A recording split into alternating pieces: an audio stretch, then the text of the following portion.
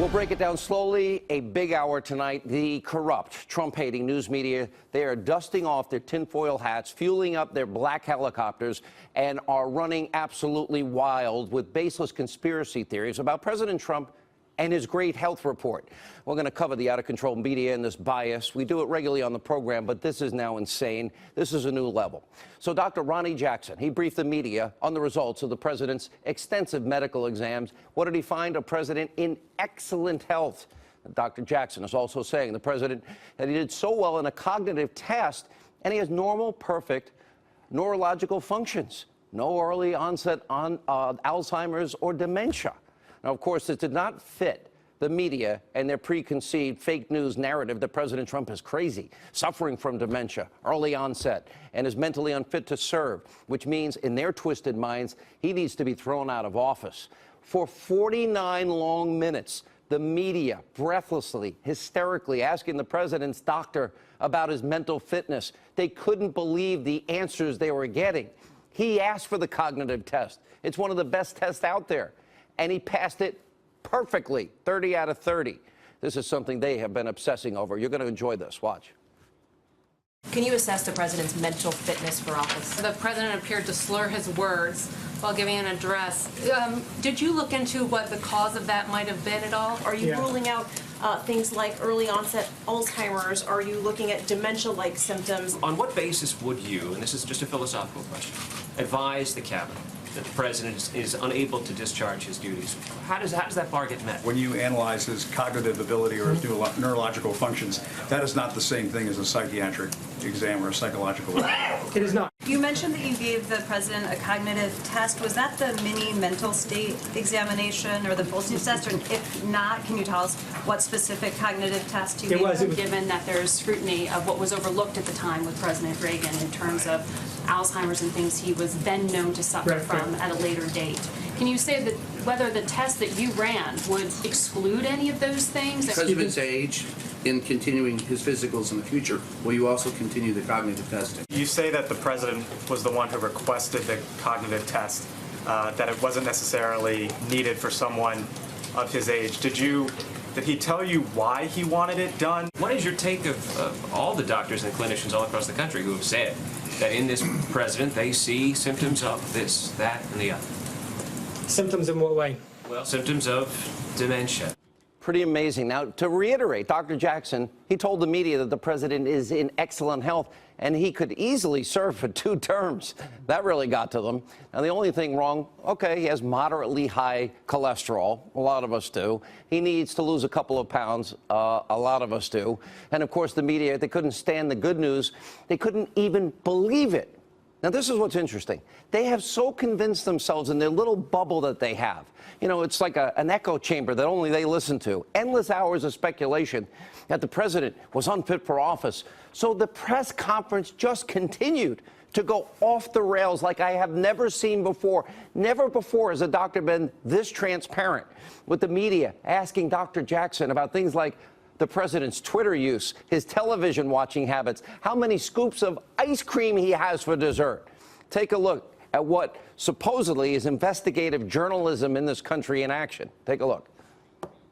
Do you keep a tally of how much golf the U.S. president plays? Some of the president's friends have told reporters in the past that they think he's a germaphobe, that he washes his hands obsessively and is concerned about that. Have you seen any indication of that type of behavior? I don't. Sedentary lifestyle sort of perspective. Should he cut back on that? Did you see any evidence of bone spurs, which the president said that he suffered from? Is he limited to 1 scoop of ice cream now? Do you have any concerns about the president's use of Twitter? No, I don't. Yeah, Twitter doesn't involve me as a doctor. I don't have any concern on that. Does the president wear dentures? He does not. Dental exam. The president has no partial or dentures of any kind.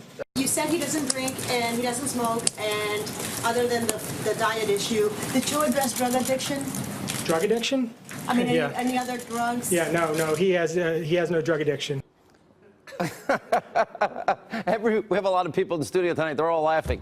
All right, we actually went back and we checked to see if the media ever asked anything close to those kind of questions about Barack Obama's health or any other president for that matter. And the answer, of course, they did not.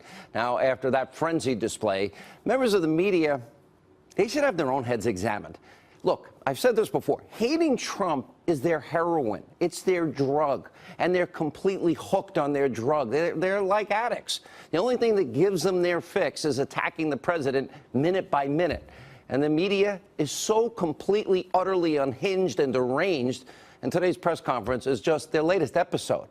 Now, ever since President Trump announced his candidacy, you have the blind sheep in the liberal media who live in their own little bubble and bounce their own recycled talking points in their own little echo chamber.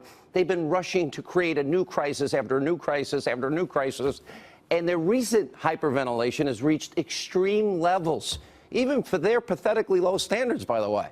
It's one crisis, one panic, one total meltdown after another where they repeat the exact same words, meaning NBC, ABC, CBS, New York Times, Washington Post. They use the same commentary until something better can be blown out of proportion comes along. And for the last couple of weeks, let's see, the media's schizophrenia has been on full display. It's gone from a year of saying President Trump colluded with Russians, there's no evidence, to President Trump is going to start a nuclear war. They're not mad that it was, in fact, Bill Clinton that gave North Korea billions and promised it's going to be a good deal for American people. To the media being BFFs with Steve Bannon, you know, they were friends for at least 3 days because he made comments that they liked for once, and then giddiness over Bannon's comments in Michael Wolff's phony book. Now, this is the narrative that now it's Trump's crazy. We should invoke the 25th Amendment. We'll use that to throw him out of office. Russia didn't work. Take a look at this insane coverage that you're getting. And I tell you, media is dead. I told you in 2007. I was more right than I ever dreamed. Take a look. We want to start with This Week in Russiagate. This cloud about collusion with Russia will hang over him no matter where he stands. Donald Trump is afraid. A political hurricane is out there at sea for him. We'll call it Hurricane Vladimir, if you will, the whole Russian thing. This is evidence of willingness to commit collusion. There's outright treason. I mean, they're to the enemy. The idea of a nuclear showdown with North Korea keeps you up at night? I would recommend deleting your Twitter app. This is language that would have been rejected from the script of Dr. Strangelove. We can't begin to normalize this. This is dangerous. This is childish. This is unpresidential. It's not befitting the leader of the free world. Perhaps never have we seen a man whose profound sexual and masculine insecurities are literally threatening to annihilate the planet. He is not merely being cavalier with a threat about nuclear war. He's being cavalier in a way that makes him seem demented. These are the messages from a person who is not well, from a leader who is not fit for office. None of this normal, none of this acceptable, none of this, frankly, stable behavior. Return now to the public rift that broke out today between President Trump and his former chief strategist, Steve Bannon. But if Bannon and Trump are getting divorced, who gets what? This is certainly Trump's kind of bye Felicia moment for Bannon. Wait, Dr. Humpty Dumpty and Dr. Anderson Cooper and Dr. Nicole Wallace. This is hard to keep up with. You see, if you watch really closely, this is how they do it. This is interesting. One person will say in their bubble, he's really demented. No, he's really, really demented. And then the next liberal will say, no, really, really, really demented. And they're talking to themselves. Get how they need their own examination? There's a reason the American people don't watch a lot of these fake news networks. Now, after moving on from these manufactured crises, one after another, the media's new drug of choice is the alleged comments that President Trump made in a heated Oval Office debate about immigration. Fake news, CNN loses it. They need some help. They need some psychiatric help. And according to the Media Research Center, the network literally said on air, shh, hole. I'm not allowed to say it, I'll be honest. I'd say it. Not allowed. 195 times on Friday alone. Take a look. What was your reaction when you heard the president call, African nations holes? It's not clear what he meant by whole countries. Are you shocked or surprised by this? I'm not surprised. In one way, I'm proud. I am a proud holer. No, we are not all created equal. At least not if you are born in, as the president put it, a whole country. The word house instead of whole, as in house countries, not whole countries. I guess he's a holer. Is there a difference if the president said whole or house? Do you think these countries are holes? Donald Trump has turned the Oval Office into a hole. Holers built this country 110 years ago. In addition to the president's comments yesterday, a few more. Whole countries. Hole. Hole. Hole. Hole. whole country. Rich, do you have any example of any whole country that the president referred to that is predominantly Caucasian? Holders. Holes. Holders. I work for holders. I'm proud to be a holder. I never in a million years thought I would be saying hole on television. What a hole. Fake news network. Now, I wonder if the CEO, well, soon to be scandal plagued Jeff Zucker and his stenographer Humpty Dumpty are really proud of that coverage. It's pretty pathetic. Maybe I need to do a public service. Maybe I need to send CNN over a case of Xanax if I can get it legally. And since the media, led by the highly esteemed Drs. Joe Scarborough and a soon-to-be bride, Dr. Mika Brzezinski, since they love to diagnose the president even though they have zero medical qualifications, all right, let me play the same game. I'll step into their echo chamber for a minute, and I'll play their game. Here's Dr. Hannity's prescription tonight. All of you in the fake news network, you desperately, trust me, need psychiatric help. You are all out of touch with reality and suffering from delusional groupthink about the president.